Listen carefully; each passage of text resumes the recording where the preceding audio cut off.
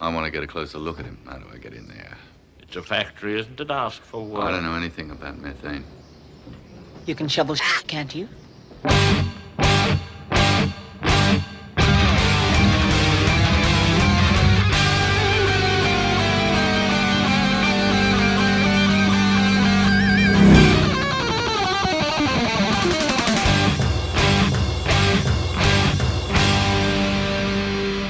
Welcome to the Mad Max Minute. If you're looking for Kate Beckinsale, you've got the wrong Underworld, because this is Mad Max Beyond Thunderdome, 1 minute at a time. I'm Rick. And I'm Julia. And today we're talking about minute 17, which begins with Max watching Master Blaster stomp around Underworld, and it ends with our first up close and personal look at Underworld. Getting up close and personal with us yet again are Richard and Chieko Dunham from Studio Ghibli Minute. Hey guys. Hello. Hey, Great to be here. so glad to be here. Welcome back. Thanks for having us. Thank you. So, fun fact about the movie Underworld, since I mentioned it in the opener. Julia, when we were dating, fell dead asleep watching Underworld. It bored her to And unconsciousness. you knew this was the woman for you. Yeah, I don't find long action sequences very exciting. And I usually zone out for them. Like, that's always my cue in a movie theater that this is my bathroom break. I'll come back, just tell me how it ended, and that's all I really need to know. Does that include like the last half hour of this movie or? Well, I've mentioned about George Miller's directing in the past that his chases, he takes special care to make sure that you know what's going on and what vehicle is where and what people are doing. And that really helps me to stay engaged. Yeah, there's a lot of each like vehicle is its own character, and there's Yeah. like, each one has kind of its own story arc. It's kind of like a Yes. personality and you know, a goal, and then, you know, kind of a resolution. Yeah, Like a certain choreography about it. exactly. Yeah. I find modern action sequences kind of just to be a big blur for me. Yeah. I don't know. Like, yeah, the Transformers or something like that. Yeah. Yes. We're not big Michael Bay fans in this house. Not really. Someone that kind of resembles a big old Transformer, though, would have to be Master Blaster. We start this opening shot of Max looking through the periscope, and we see Master Blaster, and he's kind of stomping around, and Master is giving orders to people. And after being invited to take a look and tell me what you see from Auntie, Max says, "I see a big guy giving a little guy a piggyback." So this is my opportunity to get into the etymology of that idea of piggyback, because it's kind of a funny term, especially considering they're surrounded by pigs. Yeah. So I just noticed that. I'll put a little bit of music in here, and I'll say, welcome to the Not History of English podcast, a podcast that isn't about the history of the English language. This is episode 17, Keep the Brain, Dump the Body. In this episode, we're going to see how the name for a method of moving goods can evolve over time, and also offer our most sincere apologies to Kevin Stroud for lampooning his format. So I found a website, headsup.boyslife.org, where they talk about how piggyback was originally pronounced pickback, and it traces back to the mid-16th century. Back then, people would often carry days or weeks' worth of supplies on their back while traveling, which was called pickbacking. The pick part means to carry or to pitch. Back refers, of course, to the load and the place where it's carried on a person's body. In other words, pickback literally means carrying a load on your back. By the 18th century, pick-a-back was the most common form of the phrase, but it was confusing. The back part was obvious, but people had forgotten where picka came from. So people came up with a word that made more sense. So picka became piggy. And while it didn't make much sense, as pigs aren't really good pack animals, and if you're going to carry a pig, you wouldn't sling it over your shoulders or carry it across your back. Because, I mean, have you ever tried to put a pig in one of those, what are those sling things called? Buddhaborgs or something like that? Baby Bjorns? Baby Bjorns, yeah. Have you ever tried to baby Bjorn a pig? I don't think it's easy. But I digress. Piggyback stuck. And by the 20th century, we pretty much always call it piggybacking. We never use the phrase pickabacking. Okay, interesting. So is there anything else like did pitch as carry? Would that go? Were there any other words that came from that source term? Perhaps. I imagine that when they originally started using pickback, it meant like I have picked something up and I'm carrying it on my back type of thing. And pickaback just sounds like someone not wanting to pronounce their K's right next to another consonant. It's like you don't want weird consonants bumping up against each other, just like you don't want weird vowels bumping up against each other. It doesn't have a good mouth feel. Yeah. Bringing up the subject of medical terminology again from last episode, and medical terminology, between the first half of the word and the second half of the word, most of the time there's an O in there. It doesn't mean anything, it's just a connector piece to make things sound better. Like a fat hyphen. Yes. Like a hyphen that ate too much and so it turned round. Yes. Like a fat hyphen. So now that Max has laid eyes on Master Blaster, Auntie explains it's Master Blaster. They're a unit. They even share the same name. The Collector immediately contradicts Auntie. He says the little one is called Master. He's the brains. The big one is Blaster. He's the muscle. I heard this line like while I was taking notes and also watching the movie for the first time, and I was like, they don't have the same name. What do you mean? That's wrong. They're like, as a unit, their name is Master Blaster, but they don't have the same name. It's just that together they're called that, but separately it's Master and Blaster. Yeah. The CinemaSins video for this movie, they also bring up that gripe. They start complaining about how Auntie and the Collector are at odds and they contradict each other. And it's like, I'll admit that, yes, that is an instance of clunky dialogue. And it is frustrating to have people giving you cross information. But I think it's very important here that we establish that Master and Blaster are essentially connected. The unit part is the important part. It's not they share the same name. Like the video says something about Benifer or Brangelina. It's like, yeah, they're always together. They're a unit, you know. So this unit is a symbiotic relationship. Right. It's a symbiont So- circle. I You wanted must to realize wanted to find some examples, some real world examples of symbiosis. So I found two that I think are particularly interesting and applicable to Mad Max. The first is bacteria and human beings, and really pigs, any mammal with a standard digestive tract. And that's particularly interesting because that's how they make the methane, is because of the symbiotic relationship between bacteria and mammals. The second one is sea anemones and hermit crabs. Sea anemones attach themselves to the back of hermit crabs and then eat the leftovers that the crabs don't eat, and they also provide transportation for the sea anemones. In return, the hermit crabs receive from the sea anemones protection from predators like octopuses. Okay. They have sharp like barbs on them that protect against soft, squishy things like octopuses. Okay. Is it possible for the crabs to get into the bad graces of the anemone? Is it possible for the crabs to get into the bad graces of the of their frenemies. The frenemies. anemones? Anemones. Because then the crab would be an anemone enemy, an enemy of the anemone. Oh my god. And of course, the enemy of my anemone is my friend.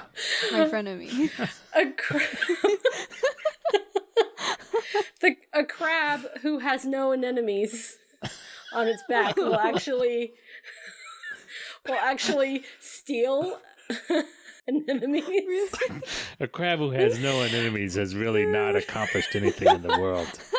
I would actually argue that the crab that doesn't have any enemies is probably the top of the food chain because no one wants to mess with him. Either that or he's very diplomatic and he's really good at making friends. So he'll actually steal anemones. From his enemies? Steal an enemy's an enemy? I mean, with friends like that, who needs anemones? Oh my gosh. I'm never going to be able to say it right again in my entire life. I've never been able to say it right, period. Well, I wrote it down for a reason so that I can look at it every time I say it. A crab will steal anemones from other crabs by pinching the anemone until it releases its suction from the other crab and then holds it onto its own back, like forcefully holds it onto its own back until it attaches itself. So it's kind of like Peter Pan trying to reattach his shadow. He just kind of holds it Force. there and hopes it to stick. With soap, yes. So that relationship reminded me of Master and Blaster. Yep. And of course, like Richard brought up, you've got the Gungans and the Naboo.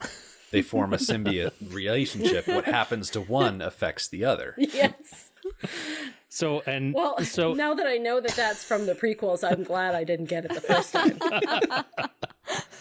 So in this movie, we got two communities operating kind of as hermit crabs, each trying to steal the anemone, right? Does that work? Oh my god. Yep. And as the collector says, this unit of Master and Blaster, together they're very powerful. And the part that really bothers Auntie is the fact that they're so arrogant. So they pose a serious threat to Auntie's sovereignty, because not only do they run Underworld, but it kind of looks to me, as Max is watching Master Blaster stomp around, that they have a very dedicated team of workers down there in Underworld that help them keep that place up and running. So if anything should happen, like, this team of people would probably rebel. They are loyal to the one person. They're not loyal to Auntie, which is probably very bothersome to her. Like, there are guards down there, but there's probably not enough guards to keep everybody in check should something go awry. So speaking of symbiont circles, so what does Auntie bring to the table? Like, what is, obviously Master Blaster provides the energy source. It seems like very vital. So what does Auntie provide? Judge, jury, execution. She kind of seems like she wrote the law, right? We hear this later. So she set up Thunderdome. So does Master Blaster doesn't really realize, or does he, like, how much value that Auntie has? And does he think that she's replaceable in the same way that she thinks he is, or at least the Blaster is? Auntie's skills and what she brings to the table, I think, are more diplomatic. Yeah. She writes the laws, she deals with the people, and has set up this system of trading and the rules for getting in and all of this kind of stuff. Yeah, I can see her. It's easier to see Auntie or Tina Turner getting various, like, diverse people to agree to something rather than Master Blaster. Yeah. And I think Master Blaster's arrogance partly is towards Auntie, that he thinks his contributions are more important than hers, so much so that he doesn't need her contributions. Yeah, Master Blaster assumes that since he is the one creating the energy, that he is creating something out of the wasteland, that he is superior to her. But if you take Auntie away from Bartertown, you basically leave it undefended. There are no guards that are loyal to Master. There are no trade officials that are loyal to Master. Everything above ground that protects Underworld is loyal to Auntie. And so she is the face of that settlement, and she is the muscle behind that settlement. Just because she doesn't create something tangible, security is just as important as energy in this instance. Yeah, because like Iron Bar and all those other Mohawk guys, they report to her. Although some of them are like stand guard over, the prisoners and the workers in Underworld. They have like the same uniform. Right, because if you're going to send someone to Underworld as a punishment, you need to have your own guards there to make sure that they keep shoveling. Yeah, Auntie seems more of a politician. Yeah. I know that word kind of has negative connotations, but I say it in the best possible sense. Yeah. She seems to be a good politician. She runs this place fairly well, and it seems to be fair for most people. But she does also seem to have been corrupted by that power. Well, she's ruthless, I would say. I don't know that she's, we don't see her like using the resources to provide, herself with really extravagant luxury. I mean, she seems to be doing pretty well. She's not like, it's not as severe or exploitative as we see like in Fury Road. Right. Yeah. Right, yeah. We've actually brought this up before, that I really don't mind that Auntie lives better than everybody else. You look at our own governments all across the world and all the way down to the local level, our elected officials, they live a certain lifestyle and we want them to. We want them to live in a nice house. We want to give them, a governor's mansion for them to live in. We want our president to live in the White House, which is his own mansion.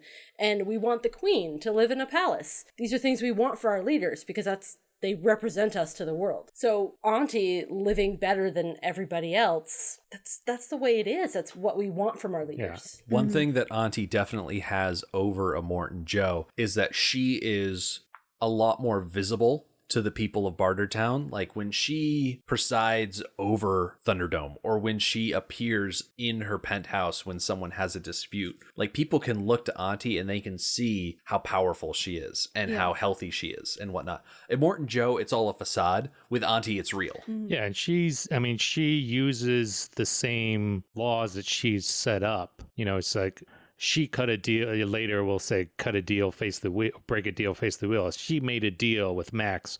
It's her. It's not like her deals are not subject to the same rules, right? Yeah. Yeah, like if Max went through with his deal and she reneged on that, she would be subject to the wheel. Now, granted, there's a section of that wheel, we're going to talk about it when we actually get to it, but there's a section on that wheel called Auntie's Choice, and she would probably be able to just spin it to Auntie's Choice, and she'd be like, oh, well, I choose not to have any consequences because I faced the wheel. Now I'm done. But that's a whole other thing for a whole other week. She's very Kushana-like. She is. Reminds me of Kushana from our movie Nausicaa. And just like Kushana, I love her look. Like I'm loving like the hoops on the side and just like the high rise with the boots. It's Tina Turner, baby. It's pretty good. I have a comment about Auntie's outfit that I keep meaning to say and keep forgetting to. Her outfit's amazing. Yeah. It's these football pad shaped framework draped in chainmail, which is gorgeous and impressive, but once it's backlit and you can see right through it, kind of diminishes the statement of it a little bit. Yeah. Once light is shining through it, all you see is the framework. Yeah. And it's just not very impressive anymore. Yeah. And she spends a lot of time with that outfit being backlit. Rick doesn't know what I'm talking about. I think the males on here do not me. mind seeing Tina Turner's figure. Oh my God. Like I'm trying to understand the argument what's here. What's and I'm bad like, about seeing Tina Turner's figure? No, it's just like you have to appreciate like the chainmail and like the backlit like just kind of takes that away. Like is so it? It's not as you impressive. can see right through it. Yeah. Like is it a metaphor for it being a facade? Like right there, see her shoulder? Yeah. You can see right through it. Yeah, but I mean that's still impressive. In fact, it kind of looks like the Sydney Opera House. Oh, it does kind of look like the does Sydney kinda. Opera House. It's like layered. I'll give you that it's a cool shape. It's her. I mean, it's also kind of representative of her powers. We just talked about her power is a little bit more diaphanous or a little bit more abstract, but it's still there. I mean, if you try to cut through that, it's still chainmail. Yeah. Oh yeah, you ain't walking up to Auntie and trying to slash her. You're gonna need a piercing weapon if you're gonna get through that armor check. The other thing, those things look like earrings, but it took me like 2/3 of the way through the movie to realize those aren't earrings. Those are like hanging off of a circlet or like a head, something that resting higher on her head. We were watching it and you were like, I like her earrings. Do you think you would wear those? And I'm like, oh. What earrings? Yeah, I was like, what earrings? Yeah, if those were actual earrings, her earlobes would be down to like oh my her gosh, armpits yes. by then. Gravity would have taken over long It'd be ago. ridiculous. I wonder if she wears those instead of earrings, because aesthetically they serve the same function. I wonder if she wears those because she didn't have pierced ears and there are no antibiotics anymore, or they're at least in short supply. And so she doesn't want to risk actually piercing her ears. Although, do you this think is a Auntie workaround. really didn't have pierced ears before the collapse? Well, we don't know anything about her. That's true. It's one of the... Not every adult woman has pierced ears. That's true. That's true. The Collector has been talking about how Master Blaster is very powerful, and this seems like a good opportunity for us to take a bit of a closer look at the acting duo that makes up Master Blaster, and we'll start with Master, who is played by Angelo Rizzuto, who was born February 18th, 1908. He died September 21st, 1991, and he is a prolific American actor and voice artist. He had dwarfism and was only 2 foot 11 inches or 89 centimeters tall, and was often billed as Little Angie or Mo. Rizzuto first appeared in silent films opposite Lon Chaney and John Barrymore. So he was born in Omaha, Nebraska, and he was discovered by John Barrymore and made his screen debut opposite Barrymore in The Beloved Rogue in 1927. That same year, he appeared in Warner Brothers' Old San Francisco, and then later on in 1932, he appeared in the controversial film Freaks, directed by Todd Browning, and he was also in another controversial film, 1938's Child Bride. During the 1940s, he appeared in several Poverty Row movies starring Bela Lugosi. When talking about Bela Lugosi, Rizzuto is quoted as saying, "Bela once told me that he wanted me in all of his pictures, and he gave producer Sam Katzman instruction to put me in them. Lugosi told me, 'Angelo, you are my greatest free advertisement. When they see you, they've got to say to themselves, there's the little guy who works with the monster.' Lugosi was a sweetheart of a guy, and he loved me." Oh. And I like that.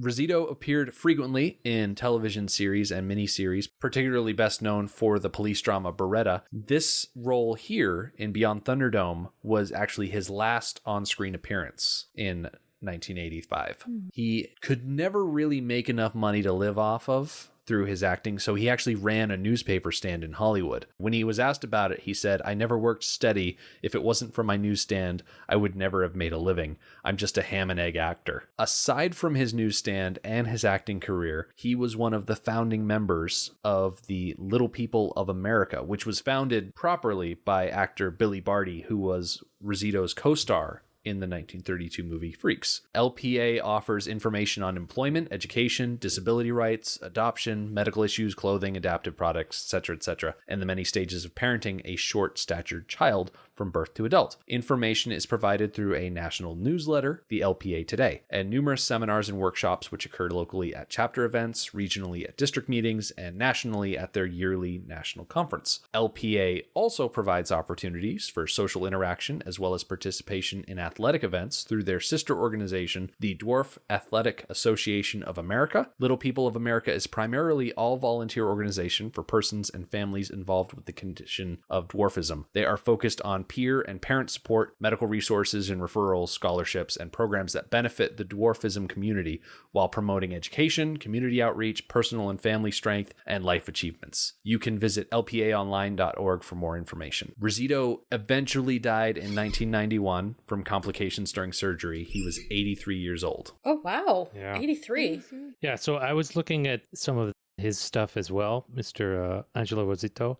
He worked as a stunt double for Shirley Temple. No kidding. Yeah. Oh Wow. my gosh. Yeah, he was also, I mean, he was in a bunch of stuff as you said. I mean, if you look on his IMDb page, it's, it goes back to 1927. And there's some of the couple of things that sprang out to me were HR Puffin stuff. It's like Tusk. Something I don't want to think about, Yeah. but it just jumped out of. And he was a voice actor in the Saul Zaent's Lord of the Rings, but not exactly sure what his role is. In IMDb, he's just listed as character actor is the role. Yeah, Rizzuto definitely played his fair share of costumed roles. And costumed, I mean like put into a puppet, essentially. Being of that stature, I imagine that would be something that a producer would do fairly easily. Can I take a short detour? Like I'd go off on a little bit of a tangent. He appears in Freaks, and was a film by director Todd Browning. And to bring it back to Bela Lugosi, Todd Browning directed the version of Dracula with Bela Lugosi. Todd Browning went back. His career as a director also went back to the silent era, back to the Nickelodeon days, when you would watch like one-reelers on like the little arcade machines. And he did a bunch of just wild stuff in the 20s. Won the that jumps out is called, I think, The Unknown, with Lon Chaney as a armless knife thrower, starring opposite Joan Crawford. It's a pretty wild premise. It's available on the Internet Archive if you want to take a look at it. I haven't managed to sit through the whole thing yet. That was in 1927, but Angelo missed his chance to star in that one. But so Todd Browning had this long career, and then he directed Dracula, which was, as we all know, a phenomenal success, just epoch-making movie. Mm-hmm. And so after he directed Dracula, he could basically do anything he wanted. And what did he want to do? What was his passion project?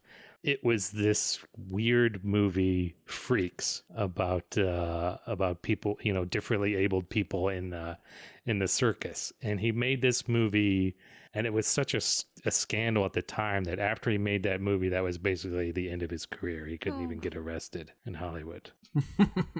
Yeah, I've never sat down and watched the movie in its whole, but I've seen enough of it that the whole idea, it's very intriguing more than anything. The story of gold digging and taking advantage of people and then having a community turn on the gold digger and everything like that. I mean, it's billed as a drama horror, and it's just shy of feature length. It's about 1 hour and 4 minutes. Yeah, I watched it in high school. But there are some standout performances for sure. Yeah. I mean, it's wild. It's it's something. Left you I mean, speechless. it's like going to a freak show. I mean, these are real people. I mean, it kind of sits you. I mean, it makes you think. It's like, you kind of wonder, is this exploitative? But on the other hand, it's like you realize that these people exist, right? And you're looking at them, and it's weird because it gives you like a feeling of sympathy for them throughout. And then, but the ending of the movie is they turn on this person who's betrayed them, and they're presented, it's like they turn into monsters. It's weird. It's a wild movie. It's weird because, like you said, the entire movie, the people that are normal, and I realize it's probably a loaded phrase, but the people that are of typical stature and shape, like they, throughout the entire movie, are the monstrous ones and the horrible people. And the performers in the freak show portion of the show are seen as extremely sympathetic, but then there's that twist at the end that just throws everything on its ear, and no one really comes out looking good at the end of that movie. So it's very different. You can see why it's it definitely ended his career, 1932. Yeah. So the second half of Master Blaster is played by Paul Larson. Paul Larson is a tricky person to get information about because a lot of the information I found was very conflicting. There are some people that say that Paul Larson was just a plumber who was 6'8" or 2.07 meters, and he was hired because of his height. There are some people that say that Paul Larson had Down syndrome. There are some that say he doesn't because Paul Larson played Blaster, but the person who played Blaster Unmasked was played in an uncredited role by a man named Stephen Hayes. I was wondering about that, like, because the staging of that unmasking, I realized it's not this minute, but it almost, I wondered at the time as we were watching, it's like, oh, is that the different head on? Yeah, it feels like a different person. There are some people that say that Beyond Thunderdome was Larson's only role, but if you go on IMDb, it lists Altered States, The Kidnapping of the President in 1980, and The Intruder Within from 1981. So it's like if Paul Larson only worked on Thunderdome, there must be another Paul Larson who worked on those other movies. Yeah, but it says like, it also has like an alternate spelling, so maybe that's part of the confusion. Yeah. Plus, when you search the name on Google, it lists him as a screenwriter instead of an actor that apparently worked on 2 Fireman Sam movies, Ultimate Heroes in 2014 and Alien Alert the movie in 2016. So I'm not quite sure what to believe when it comes to Paul Larson and Blaster and all that. Yeah. It's a mystery. It really is. As we are watching Master Blaster stomp around, one of their assistants come up behind them and they pull on this little tail that Master has hanging from the backpack he sits in, and Master Blaster turns around. The assistant points at the periscope. So Blaster reaches his hand into a bucket of poop, I can assume, and he just underhands this lump of excrement at the periscope. And he does it underhanded, and it makes me wonder if he ever like played softball or something to throw it that accurately. I can picture him practicing so that when Master wanted this done, he could do it on the first try. And it's crazy because he doesn't even like reel back or anything like that. It's just a grab, scoop, and toss. Yeah. He just makes it look really easy Yeah. and effortless. The assistant, the one that comes up and like pulls on the horsetail, it's like, I think it's a woman. I get the impression it's a woman, but she's like wearing like a work jumpsuit and a what looks like a nun's cowl. Oh yeah. I didn't notice Yeah. the cowl. Yeah, you can kind of see her, twirling some dials or something in the background, like it's second 11, like before she comes around. And then she comes up. She does look like she's wearing a nun's cowl. Yeah. But this is one of those people that I was talking about earlier, those folks that are fiercely loyal to Master and not necessarily loyal to Auntie, especially because they alert Master to the fact that Auntie's watching them so that Blaster can throw poop. Yeah. And what the other guy, one of the other assistants kind of on the platform that we see at the very beginning of the minute, he's got like a red visor or like a trucker hat. He kind of reminds me, for some reason, he's got like a Harry Dean Stanton vibe for me. Maybe it's the hat and the Yeah. long coat. I've caught sight of the nun's cowl, and it definitely looks like a nun's cowl. Mhm. I can imagine it's pretty hot down there, Yeah. so I'm wondering if it's a sweatband type setup. Something to keep her hair and the sweat out of her Yeah, face. probably. I mean, I'd do the same. Yeah. It's the same reason that guy's wearing his hat. It's like the red Yes. visor. Yeah. You know what that guard reminds me of? The guy with the shoulder pads and the kind of spear. He reminds me of the guards in Tron, who have like the same kind of shoulder pads, and they've got like the light sticks. Yeah. You know, I haven't thought about that movie in a long time, but now that you bring it up, I can kind of see it. So what those pads that everybody has, are those hockey or football? What kind of padding is that? I want to say American football. It occurs to me, why would American football pads be In Australia. so plentiful in Australia? Yeah. Because they're a football. It skews padding, does it not? Yeah. Right. And, I mean, do they play hockey in I Australia? doubt it. I'm sure somebody does. It's not like nobody plays hockey. Yeah. Field hockey, Yeah. Yeah. desert hockey. Or lacrosse Yeah. or something. Oh, yeah, lacrosse. Australian listeners, what kind of pads are these, do you think? From an Australian perspective, let us know on Twitter or on the listener group, at us about this, because we're genuinely curious. Yeah, for 2 movies, we've been calling them football pads, and it just now occurred to me that they don't play American Yeah. football. They do not throw the old pigskin around, and especially not in this instance. Okay, back to the pigs. I probably should have mentioned this last episode, but I'm thinking about it now. There's pigs all through the movie. You're a good girl. Is pork and bacon plentiful in Bartertown then? Ooh. Ooh. Once a pig gets injured or grows old or gets sick Is it like a specialty? of something that wouldn't make the meat bad, so is pork and bacon and whatnot plentiful? I think that I'm going to say no. Judging by Really? the next minute and the branding that we see on somebody's chest.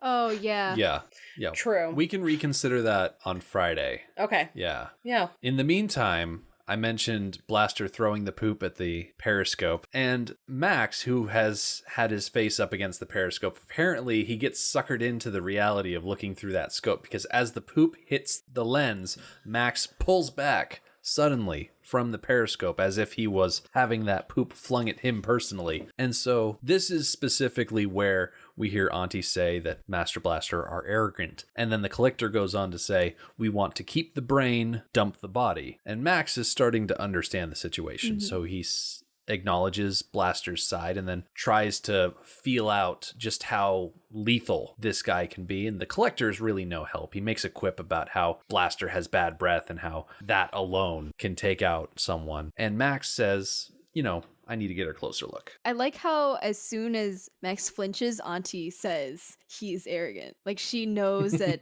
Blaster probably did that and is like, Yeah. Yeah. That's a good point. So she has to have somebody clean that oh periscope man, yeah. all the time.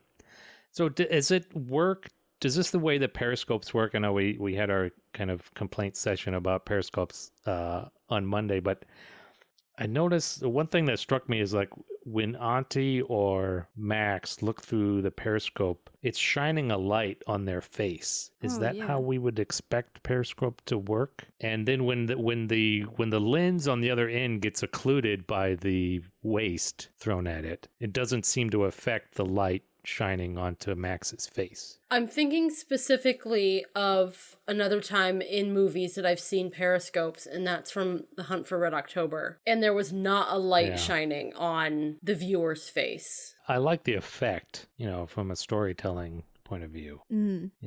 Anytime you can light up Mel Gibson's eyes, I mean, go for it. Go.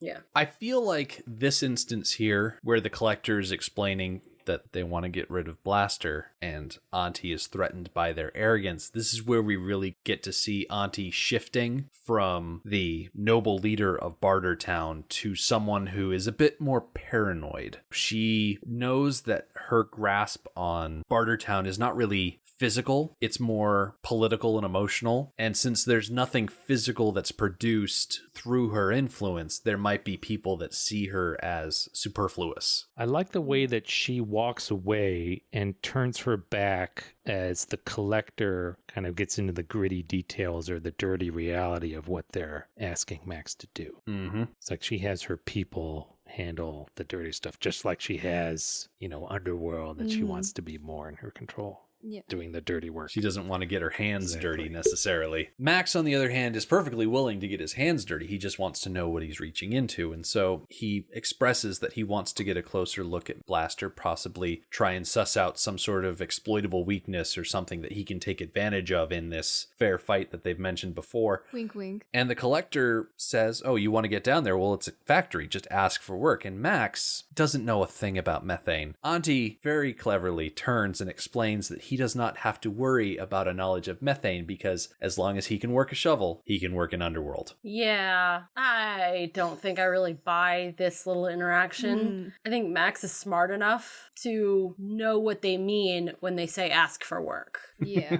They're not talking about go be an engineer. They're talking about manual labor. He knows that. He is smarter. Maybe he was hoping. Maybe. I think that the script set up this line for Auntie Entity. Oh, for sure. She's had her back turned to Max and the Collector having this nitty-gritty, dirty conversation, and she gets to turn back around and have this clever line. Yeah. This is the kind of line that if Auntie Entity was played by David Caruso, she would put on a pair of sunglasses and then deliver this line. Yes, you are absolutely right. Because what happens is she delivers this line and then we smash cut to Underworld. We get this little poop sludge conveyor going and we start tracking over pigs and whatnot. But you could just as easily swap out that transition with the opening to CSI Miami. In fact, I might just do that and upload it to the listener page for kicks and giggles. This idea is only supported by the magnificent saxophone that we get when we go down to Underworld. So before we go, I do want to say I love the way that Max responds. I don't know anything about methane before the collector finishes saying his sentence. It's like, it's a factory. Ask for, I don't know anything about methane. Right? I like that. It's I don't think you see that too much. It's something like characters talking over each other. It's something you use like Howard Hawks used to do that. Like if you watch The Thing from Another World, it's you get kind of like, I think it's one of the things that kind of adds to the realism or like the tension is that everybody's talking over each other. But I think it was effective in this scene. As we go down into Underworld, though, we get the return of the clanging soundtrack, but it's not just the clanging soundtrack that we heard up in Bartertown. There's an extra level added into it, and that is the saxophone that Julia just mentioned. And I've got to say, for such a gloomy place, the soundtrack for Underworld is pretty lively. Yeah. It makes this feel like an 80s workplace sitcom. It does. It does. Oh my god. Especially once we get into Friday's Minute, where you actually see people moving around and working. It's like you're looking at an everyday, this is how the office runs. There's certainly a lot of shoulder pads. Yes, exactly. Just not a lot of blazers, unless you count the furnaces. It's like an episode of Moonlighting or something. Yeah. Yeah. So this is from Maurice Jarre. Is that right? Mm-hmm. To the soundtrack. The composer who did Lawrence of Arabia. Oh, Spared no expense on that regard. You get Yeah. WB money, you get WB quality. But there will be plenty of time to talk about Underworld on Friday's Minute, so we are going to put a pin in the movie for now. Richard and Chieko, thank you for joining us. We hope you'll join us once again for Friday, and same goes for all of our listeners. We'll see y'all then. The Mad Max Minute podcast is a fan project by Rick and Julia Ingham. The Mad Max franchise was created by George Miller and Byron Kennedy, is presented by Kennedy Miller Mitchell Productions, and distributed by Warner Brothers. Mad Max Minute is produced and edited by Rick Ingham. Our opening music is Verdi's Dies Irae by Daniel Batista of danielbatista.com. And our outro music is We Don't Need Another Hero by MilitiaVox of militiavox.com. Our home on the internet is madmaxminute.com. You can follow us on Twitter at madmaxminute, like us on Facebook by searching for Mad Max Minute, and join our Facebook listener group, Mad Max Minute Beyond Microphone. If you'd like to support the podcast, visit madmaxminute.com, where you can check out our TeePublic storefront by clicking the store link, join our Patreon by clicking the support link, or make a one-time donation by clicking the donate link. Thank you for joining us for Minute 17 of Beyond Thunderdome. See you on Friday. Everybody say